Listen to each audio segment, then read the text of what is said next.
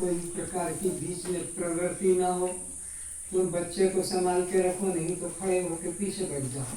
हाँ, वो बीच में रोने लगेगा तो तुम चुप करो, पीछे चेयर पे बैठ जाओ, बीच में मत बैठ। ये भारत देश सदा सदा से गौ माता की सेवा करता आ रहा है। ये गौ माता सबसे बड़ा इस पृथ्वी का धन है, और इसी के लिए भारत में कई बार गौ रक्षा आंदोलन हुआ। लाखों लोगों ने जाने भी दी है और आगे भी देने को तैयार है गौ रक्षा के लिए। ये सबसे बड़ा काम हो रहा है। बहुत बहुत धन्यवाद उन लोगों को जिन्होंने योगदान करके, प्रेरित करके और इसको कार्य कर दिया। इन्हीं गौशाला के माध्यम से आज बहुत प्रकार के लोग अपना जीवन भी चलाते हैं। गौमूत्र के द्वारा, गोबर के द्वारा और दूध के द्वारा तो आप सब करते ही हैं, घी इत्यादि। इन गौ की रक्षा के पीछे भारत देश के अंदर बहुत प्रकार के मुसलमानों ने आक्रमण किए हैं। गौशाला की आड़ में, गौ रक्षा की आड़ में उन लोगों ने बहुत प्रकार की हत्याएं की है, क्योंकि वे युद्ध के समय गौ को आगे कर लेते थे तो हिंदू लोग उस तरफ शस्त्र नहीं चला पाते, शस्त्र गिरा देते। वो मुट्ठी भर मुसलमान, चाहे वो बाबर हो, मोहम्मद गजनवी हो कि मोहम्मद तेलुगु हो, वो जो मुट्ठी भर थे, उन्होंने इतना फैलाव कर लिया क्योंकि उन्होंने हिंदुओं की इस कमजोरी को पहचान लिया कि ये लोग अंधविश्वासी ज़्यादा हैं। ये पत्थर को पूजेंगे, पहाड़ को पूजेंगे, वृक्ष को पूजेंगे और किसी प्रकार का सूरज चांद को पूजेंगे। तो इसलिए इन अंधविश्वासियों को कैसे करके और हम परास्त करें, और हिंदू लोग इसी गौ रक्षा के लिए, गौ माता के लिए अपनी जान देते रहे। तो अब गौ रक्षा करना तो ये हमारा कर्तव्य है, क्योंकि ये हमारी माता के रूप में है। इसके द्वारा हम सब लोग अपना जीवन चलाते हैं। अब थोड़ा ये विचार करना होगा कि हम गौ रक्षा कर रहे हैं, इसके द्वारा कोई प्रकार का आमदनी तो नहीं करना चाहते हैं कि हम इससे अधिक से अधिक उत्पादन दूध का करेंगे, घी का करेंगे। ये हमारा लक्ष्य नहीं। हमें तो है इनकी सेवा करना है। सेवा करने का मतलब है निष्काम भाव से सेवा करें, कोई प्रकार से हम उसमें लोभ न करें, क्योंकि लोग के लिए इंजेक्शन लगा कर गायों से दूध अधिक उत्पादन करना चाहते हैं, कृत्रिम गर्भाधान कराकर उनसे संतान पैदा कराना चाहते हैं। इस प्रकार, और नाम भी है, हम तो गौ भक्त हैं, गौ रक्षक है। दूध देती है तब तक तो घर में रख लेते हैं, और दूध जब देना बंद कर देती है खुला छोड़ देते हैं। फिर वो किस प्रकार की सड़कों पे पड़ी हुई गंदी प्लास्टिक थैलियाँ और प्रकार की चीज़ें लेते हैं। जब वे गर्भवती होती है बच्चा देने को तब ले आते हैं। ये गौ भगत नहीं है, ये तो गौ रक्षा नहीं कर रहे हैं, बल्कि गौ की हत्या कर रहे हैं। इसलिए जब तक गाय दूध दे अच्छी बात है, दूध कम देती है, नहीं देती है तो उसको घर से नहीं निकालना चाहिए। हमारे माता पिता बूढ़े हो जाते हैं तो हम उनको आखिरी तक भी सेवा देते हैं। तो ऐसे ये गौ माता, हमने जिसको माँ कहा, दूध भी लिया, आखिरी समय तक भी हमें उसकी रक्षा करना है, खुला ऐसे नहीं छोड़ना है। और अगर जो आप असमर्थ हैं, उनका पेट नहीं भर सकते हैं, तो हमारे कुछ भाइयों ने यहाँ पर गौशाला का आयोजन किया है। वे अपनी गायों को लाकर यहाँ पर छोड़ें, तो उनकी सेवा आखिरी समय तक हो रही है और होती रहेगी। इसलिए यह अच्छी बात है। आप लोग बहुत धार्मिक हैं, बहुत पुण्यशाली हैं, पहले भी गौ रक्षा होती रही और संत महात्मा भी पहले गायों की ही सेवा करते थे। आपने नाम सुना होगा सत्यकाम जाबाल। वो गुरु के पास जाता है कि मैं आपके पास रहकर ब्रह्म विद्या पाना चाहता हूँ। गुरु ने कहा कि ठीक है, ये 400 गायें हैं, इनको जंगल में ले जाओ, जब ये 1000 गायें हो जाएगी तब हमारे पास आना और तब हम तुमको ब्रह्म विद्या का उपदेश करेंगे। इस प्रकार के नरेश लोग जो हैं गायों की सेवा करते आ रहे हैं। और आप देखते हैं कि यहाँ पर भी संत लोगों में अखंडानंद सरस्वती वृंदावन वाले या और इसी प्रकार के जो संत हैं बहुत बड़ी गौशाला चला रहे हैं, इनकी रक्षा कर रहे हैं। अब थोड़ा इस संबंध में आपको बात कहूँ कि गौ दूध देती है, कब देती है? जब उसके गर्भ से बच्चा बाहर आता है। जिस दिन बच्चा बाहर आता है तभी से उसका दूध स्राव होता है। बच्चा आने के पहले गाय अपना दूध स्राव कोई भी माता नहीं करती है। वो जो दूध दिया जाता है उसके बच्चे के लिए ही दिया जाता है, न कि हम तुम चोरों के लिए जो गाय के बच्चे को गले में रस्सी बांध दिया और चुर्र चुर्र दूध निकाल कर और बिक्री कर रहे हैं, व्यापार कर रहे हैं और अपने को दूध वो भक्त ठहरा रहे हैं। आज घर घर में बीमारी है, घर घर में बीमारी है। ये बीमारी का कारण क्या है? यही कारण है कि हमने दूध गायों के बच्चों को न देकर अपने बच्चों को या अपने लिए उपयोग किया। आज ये अवस्था है मनुष्य की कि आखिरी रात्रि तक भी बिस्तर पर पड़ता है तो एक गिलास उसको दूध चाहिए, नहीं तो नींद नहीं आती है। पर कोई भी बूढ़ा पशु दूध नहीं पीता है। ये बूढ़े आदमी को दूध की जरूरत पड़ जाती है, पर कोई भी बूढ़ा पशु दूध नहीं पीता है। दूसरी बात, जब तक बच्चे के मुख में दांत नहीं आए हैं वो दूध लेता है, बाद में तो वो दूध खुद छोड़ देता है। गाय का बच्चा आपने देखा होगा घास आदि खाने लग जाता है। आपके बच्चे दूध अगर वो पिएंगे तो वो कभी भी स्वस्थ नहीं रह सकेंगे। क्यों? कि उनकी माँ का दूध उनके लिए बनाया है। गाय के बच्चों के लिए वो गाय का दूध है और वो गाय के बच्चे 2 दिन में 60 किलोमीटर की स्पीड से भाग लेंगे।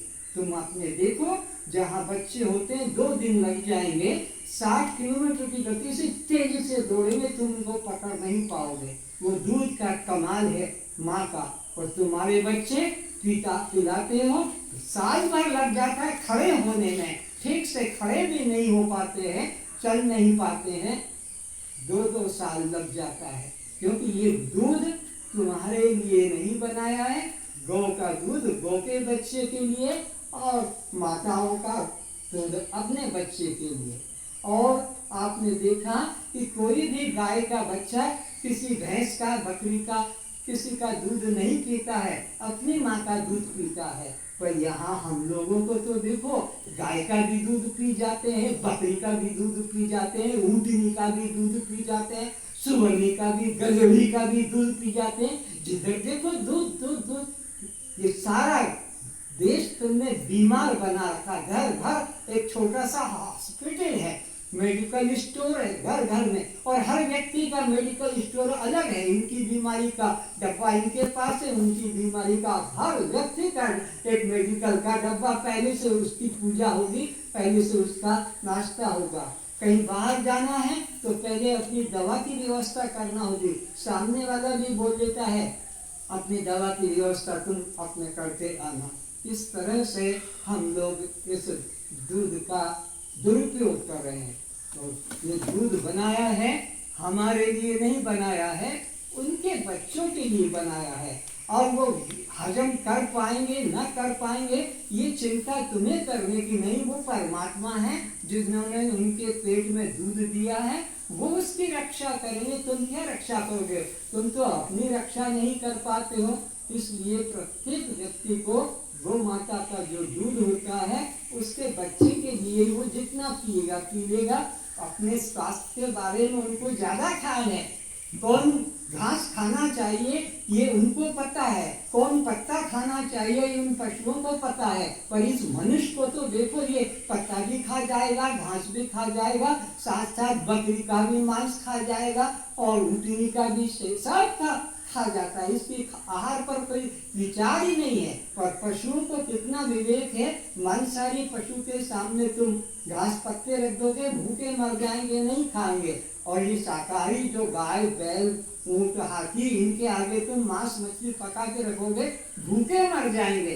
पर वो मांस मछली को सूंघेंगे नहीं, खाएंगे नहीं। इस मनुष्य को तो देखो, चाहे मारवाड़ी हो कि गुजराती हो कि पंजाबी कि सिंधी की उड़िया, इसको मांस रोज चाहिए, मछली रोज चाहिए, बकरी रोज चाहिए। और इधर मंदिर भी जाता है, पूजा भी करता है, आरती भी उतारता है, कथाएं भी हो रही है, घंटा भी बज रहा है। ये मानव जीवन इन्होंने अपना भ्रष्ट कर दिया है। तो पशुओं को अपना विवेक है। वो दूध जितना जरूरत है वो गाय अपना बच्चे को पिलाएगी, बच्चे को भी जितना जरूरत है उतना पिएगा, वो ज्यादा नहीं पिएगा। लेकिन तुम तो दूध के लोभी हो, जरा स्तन मुंह में दिया, थोड़ा दूसरा हुआ कि उसको बांध देंगे, उसके आंखों से आंसू निकलते हैं। गाय को देखो तुम, यही तो है, बच्चे के दूध न देकर उसको बांध दिया और तुम दूध बाल्टी में लेकर भर रहे हो। गाय की आंखों से दूध वो रक्त अपना अश्रु निकलता है और वो कहती है, तुम नहीं सुनते हो, मैं सुनता हूँ। ए पापियों, ये मेरे बच्चों के लिए मैंने दूध बनाया है, तुम मेरे बच्चे को बांध दे रहे हो। वो पूरी ताकत लगा रहा है उस रस्से को तोड़ाकर अपनी माँ का दूध पीने के लिए, लेकिन ये पापी हत्यारे दूध के लोभी बच्चे को बांध दिया, गले में उसको फांसी लग रही है और बाल्टी भर के दूध निकाल लिया। और मैं पूछता हूँ, ये तुम गायों के टांग में रस्सी क्यों बांधते हो? गायों को तकलीफ होती है, इसलिए वो झटका मार देगी तो वो दूध गिर जाएगा, तो तेरे बाप का क्या जाएगा? दूध गिरेगा तो गाय का गिरेगा। लेकिन उसने सोचा है कि मेरे को 200 रुपया मिल जाएगा क्योंकि 8 लीटर दूध है, तो इस हिसाब से तो उसकी गायों की टांगे बांधकर दूध निकालते हैं। यहाँ पर भी बैठे होंगे, उन्होंने अपने घरों में गाय रखी होगी और जब दूध निकालते तो टांगे बांध देते। टांगे बांधने का मतलब यही है कि वो कहीं टांग ऊंची ना कर दे और हमारा ये दूध गिर ना जाए। तो अपने बच्चों के लिए जो है वो दूध देती है और आप लोग उसको इस प्रकार से दुरुपयोग करते हैं। अब मैं आपको बताऊं, भगवान श्री राम जब वनवास गए, 14 वर्ष के लिए राजा थे, राजपुत्र थे, किचन भी ले जाते, कुकर भी साथ में ले जाते, गैस चूल्हा या और कोई प्रकार का, कोई चावल का या आटे का डब्बा, थैला, कुछ नहीं लेकर गए, कुछ नहीं लेकर गए। कपड़े भी पहनने के लिए नहीं ले गए। 14 वर्ष रहे, उन्होंने क्या खाया था, क्या पहना था, किस प्रकार रहे थे 14 वर्ष। और एक दिन भी बीमार पड़े हैं राम? कहीं रामायण में पढ़ा हो कि राम के जीवन में एक दिन भी राम कभी बीमार नहीं पड़े कि अयोध्या से कोई वैद्य गया उपचार के लिए राम का और राम को बीमारी से ठीक किया? क्या खाते थे वे राम? करही आहार साग फल कंदा। रामायण में आया है कि भगवान जब 12-14 साल रहे तो क्या खाते थे? करही आहार साग फल कंदा। गीता के भी 9 अध्याय के 26 श्लोक में लिखा है, पत्रम पुष्पम फलम तोयम यो मे भक्त्या प्रयच्छति तद अहम भक्ति हृदय स्नामे प्रतात्मना। अरे जो पत्र पुष्प फल अन्न जल रस मुझे प्रेम से देता है, निष्काम भाव से देता, उस अर्पण करने वाले भक्त का वो प्रसाद में साकार रूप से प्रीति से खाता हूँ, साकार रूप से प्रकट होकर। ये गीता पढ़ने वाले कोई है यहाँ तो हाथ उठाना। मैं जो बोल रहा हूँ कभी देखा है? नहीं मालूम है, हाथ उठा। क्या कहा कि जो मेरे को देता है मैं प्रकट होकर खाता हूँ। सारा जीवन तो हो गया मंदिर जाते जाते, सारा जीवन तो हो गया वहां पर फल मिष्टान चढ़ाते चढ़ाते, कभी उसने ऐसा करके खाया उस मूर्ति ने? जबकि गीता में लिखा कि जो प्रेम से देता है उसको मैं प्रीति पूर्वक क्या क्या खाता हूँ, साग पत्र पुष्प फल जल अन्न, ये लिखा है। ये नहीं कहा कि मैं बूंदी के लड्डू खाता हूँ, कि मैं काजू की बर्फी खाता हूँ, ये मैं नहीं खाता हूँ, ये मेरा आहार ही नहीं है। करही आहार साग फल कंदा, तो भगवान को जो प्रिय आहार है वही आहार हमको प्रिय होना चाहिए, अगर हम सच्चे में भगवान के भक्त हैं। संसार में जैसे जो पति को पसंद होता है पत्नी को भी वही पसंद होता है, जो माँ को पसंद होता है बच्चे को भी वही पसंद होना चाहिए। तो इस प्रकार के आहार पर विचार करो। शबरी ने क्या खिलाया भगवान को, और उस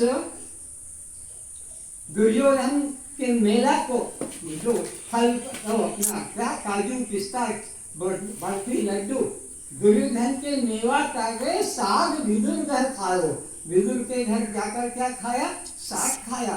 और विदुराइन ने तो केले खिलाए, तो केले खिलाए, साग खिलाए, बैर खिलाए, पर लड्डू बर्फी कहीं पर नाम खीर पूरी हलवे का नहीं आया। ये आहार ही नहीं है मनुष्यों का, ये तो मनुष्यों का आहार नहीं। इसलिए भगवान श्री कृष्ण जी ने गीता के 7वें अध्याय के 8, 9 और 10 श्लोकों में 3 प्रकार की रसोइयों का वर्णन किया है। एक देवताओं की रसोई है, एक मनुष्यों की रसोई है और एक राक्षसों की रसोई है। ये 3 प्रकार की रसोई 3 तरह के लोगों को प्रिय है। देवताओं की रसोई कौन सी है? जो प्राकृतिक आहार है, बिना काटे पीटे जलाए सड़ाए छोंक बगार लाए, प्राकृतिक, ये देवताओं का आहार, ये देवताओं की रसोई है।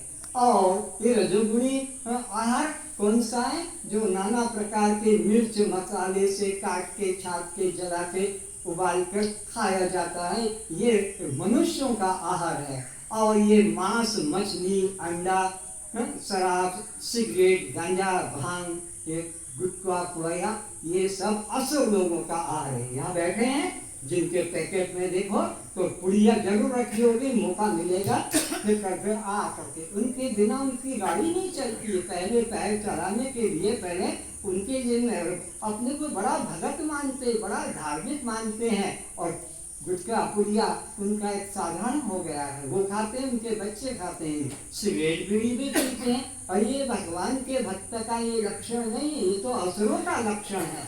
अब 3 तरह के बताया है, तो ये कहाँ जाते हैं उसको भी बता दिया। 14 अध्याय के 14 श्लोकों में ऊर्ध्व गच्छन्ति सत्त्वस्थम्, ये जो देवताओं का आहार है, जो देवताओं को प्रिय है, कौन सा? पत्रम पुष्पम फलम तोयम यो मे भक्त्या प्रचति, ये आहार जो करते हैं ये कहाँ जाते हैं? ऊर्ध्व गच्छन्ति सत्त्वस्थम्, ये ऊर्ध्व लोग, स्वर्ग लोग, वैकुंठ लोग जाते हैं, परमात्मा के तरफ जाते हैं। और ये नाना प्रकार के कचौड़ा कचौड़ी पकोड़ा पकौड़ी और ये नाना प्रकार का ढोकला ढोकली उबला हुआ खाते हैं। मिर्च मसाला अधिक गरम, अधिक मिर्च, अधिक मसाला, अधिक खट्टा कड़वा, मध्य तिष्ठन्ति राजसा, ये बार बार इसी मृत्यु लोक में जन्मेंगे और मरेंगे, जन्मे और मरेंगे, इनके लिए और कोई रास्ता नहीं है। ये मध्य तिष्ठन्ति राजसा। और उसके नीचे ये जो मांस मछली खाने की जिनकी प्रकृति हो गई है, शराब गुटखा पुड़िया आदि, अधोगच्छन्ति तामसः, ये सब अधोगति को प्राप्त होंगे। तो आप विचार करो कि आपको अधोगति में जाना है या मध्य स्थिति में रहना है या आपको उन्नति करना है। गीता के 6 अध्याय में कहा है, यम यम स्मरण भावे तज्जन्ते कबीरम तम तमे कौन्ते सदा तद्भाव भाविका, जो जो व्यक्ति जिसका चिंतन करते हुए प्राण छोड़ेगा मरकर उसी योनि को प्राप्त होगा। फिर से समझ लो, जो जो व्यक्ति जिस जिसका चिंतन करते हुए याद करते हुए और प्राण छोड़ेगा, भगवान कहते हैं उसको उसी योनि में डाल दूंगा। और प्रमाण रूप में भरत महाराज जिन्होंने भागवत में नाम आया है, बिल्कुल परमात्मा के पास ही पहुंचने को थे कि उनकी हरिण बच्चे में आसक्ति हो गई और प्राण उसी में छूट गए, तो योगी भरत को हरिण योनि में जन्म लेना पड़ा। तो आपकी भी जिसमें आसक्ति होगी, पत्नी में आसक्ति है, पति में आसक्ति है, पुत्र में आसक्ति है, मकान में आसक्ति है, तो आपको भी उसी प्रकार का जन्म लेना ही पड़ेगा। इसलिए कहा है गीता के 6 अध्याय के 6 श्लोक में, अपनी आत्मा को अधोगति में मत जाने दो, अपनी आत्मा का उद्धार करो, ऊपर उठाओ, नीचे मत ले जाओ। यानी कीड़े मकोड़े, खटमल, मच्छर, कीट पतंग मत बनाओ, अपनी आत्मा का उद्धार करो। और उद्धार करने के लिए भगवान ने ये गीता आपको दी है। फिर देखते हैं हिंदू अपने को मानते हैं धार्मिक, लेकिन गीता उनके घर में नहीं है, नहीं है, क्योंकि गीता को उन्होंने स्वीकार नहीं किया। भगवान श्री कृष्ण को अगर प्यार है तो उनकी गीता को भी, मैं आपको जाते समय प्रत्येक को गीता दूंगा, कोई पैसा नहीं। सारी गीता जो 700 श्लोकों में 18 अध्याय में भगवान ने अर्जुन को महाभारत के युद्ध के समय सुनाया, वो आपको दी जाएगी। आप उसको पढ़ें, प्रतिदिन पढ़ें, तो आप सचमुच में धार्मिक कहलाएंगे। और अगर नहीं पढ़ते हैं तो सब असुर प्रकृति के कहलाएंगे, क्योंकि भगवान के वचन को नहीं मानेंगे, भगवान की बताई जीवन शैली को स्वीकार नहीं करेंगे, तो हम तो फिर अधोगच्छन्ति तामसः। तो वो गीता आपको दी जाएगी, प्रतिदिन आपको वह पढ़ना है। इतना छोटे रूप में बना दिया है कि आप 700 श्लोक रोज नहीं पढ़ पाएंगे, 18 अध्याय नहीं पढ़ पाएंगे, क्योंकि ये वैज्ञानिक युग है, बहुत समय कम है, काम ज़्यादा है। तो आप 10 मिनट में पूरी गीता का सार उसको ले सकते हैं अपने अंदर, और दैनिक जीवन में उसका उपयोग कर सकते हो। वो आपको दिया जाएगा जाते समय, ताकि आप उसको प्रतिदिन पढ़ेंगे। और भी कुछ सामग्री है वो आपको दी जाएगी, कोई पैसा एक भी आपको देना नहीं है। आप कभी इच्छा करें कि हमारी तरफ से लेके जाओ, जो देना है यहीं पर दो, जो सेवा करना है इस गौशाला की करो। तो इस प्रकार हमारी आहार की बात है, तो हम लोगों को शुद्ध आहार लेना है। क्या आहार लेना है? पत्र, पुष्प, फल, अन्न, जल इत्यादि। ये कहाँ लिखा है? गीता के 9 अध्याय के 26 श्लोक के अंदर लिखा है। ये तुम्हें आहार लेना है। भगवान कहते ये मुझे प्रिय है, ये मुझे जो देगा प्रेम से, मैं उसको स्वीकार करता हूँ साकार रूप से। अब तुमको आज तक कभी मंदिर वाले ने हाथ लंबा करके लिया? साकार रूप से लिखा है, मैं प्रीति से साकार है। वो निराकार है, परमात्मा तो निर्गुण निराकार है, लेकिन वो साकार रूप से हाथ बढ़ाकर लेता है। तो इस प्रकार से आपको ये आहार लेना है। किस प्रकार से इसका लाभ होगा वो जानिए। कोई भी एक भी दुनिया का बीमारी तुमको छू नहीं सकेगा। करके देखो, तुमको कोई प्रकार से पैसा तो देना नहीं है, पैसा तो देना है तुम्हारा डॉक्टरों का। आधे भोजन से तुम्हारा पेट भरता है, और आधे भोजन जो तुम एक्स्ट्रा कर लेते हो उससे डॉक्टरों का पेट भरता है। उससे डॉक्टरों को, क्योंकि फिर जाओगे मेरे पेट में ये है तो किडनी में ये है, तो लीवर में ये है, तो हार्ट में ये है, तो खोपड़ी में ये सब, तो अब इसमें उसको फिर और कष्ट भी भोगना पड़ेगा। डॉक्टर को भी पैसा दोगे, खुद को दवा खाना, कष्ट भोगना। तो अपने जीवन को कैसा हल्का बनाना है, जिससे हमारी भूख मिट जाए और खाने को और रुचि ना रहे, बस पेट भर जाना चाहिए, उतना हमें भोजन करना चाहिए। तो अब ये जो आप अभी नाना रोगों से ग्रसित है, हर एक को एक न एक बीमारी लगी है, एक न एक टेबलेट दवा जरूर खाता है। कौन ऐसा व्यक्ति है यहाँ पर हाथ उठा के बता, जो बिना औषध के प्रतिदिन जी रहा है? बिना औषध के। देखो ये लोग औषध जिनके जीवन में नहीं आ रही है, जिनके जीवन में औषध नहीं है, घर में औषध नहीं आती है, वे लोग हाथ उठाए जो घर में दूध नहीं मंगाते हैं, दूध नहीं मंगाते हैं।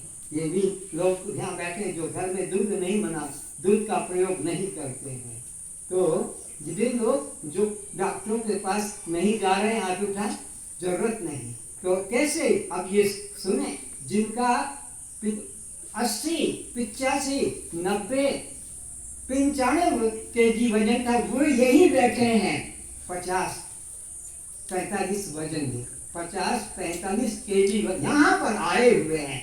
मैं इसीलिए बता रहा हूँ कि जिनके की जीवन में कितना वजन था, 90, 95 या 85 इतना केजी वजन था, लेकिन उन्होंने इस प्राकृतिक आहार को स्वीकार कर लिया, तो आज वो तुम्हारे सामने यहीं पर हल्के फुल्के होकर चल रहे हैं। और कितना वजन, कोई कहता है 48, तो कोई कहता है 50, कोई कहता है 55, तो कोई कहता है 70। जिनका 95 था वो 70 हो गया।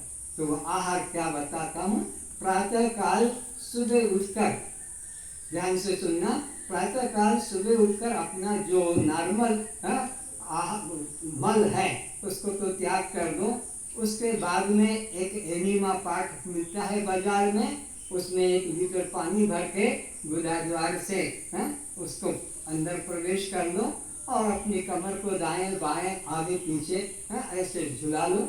अपने आप तुम्हारा कचरा जो है, मल सड़ा हुआ रुका हुआ, तुम्हें खुद को दुर्गंध आएगी और जल्दी से फर्श करोगे कि पानी डालो, क्योंकि वो सड़ रहा है, बरसों से सड़ रहा है, कभी विचार नहीं किया, वो तुम्हारे छिद्रों को रोक रहा है और उससे तुम्हारे रोग बढ़ रहे हैं, तो वो धीरे धीरे उखड़ने लगेंगे।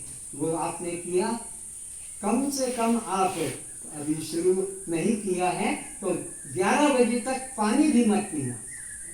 ये आपको बता रहा हूँ कि कैसे वो लोग 80, 90, 95 अपने वजन वाले, और कैसे वो 50, 55, 60 पे आ जाते हैं और स्वस्थ रहते हैं। कोई दवा उनको लेना नहीं पड़ता, कोई प्रकार के बाहर की बाजार की ये पैकेट सीड जो आते हैं ना, आलू चिप्स है कि वो क्या क्या नाम मुझे तो पता नहीं, बच्चों को लंबे लंबे गिनों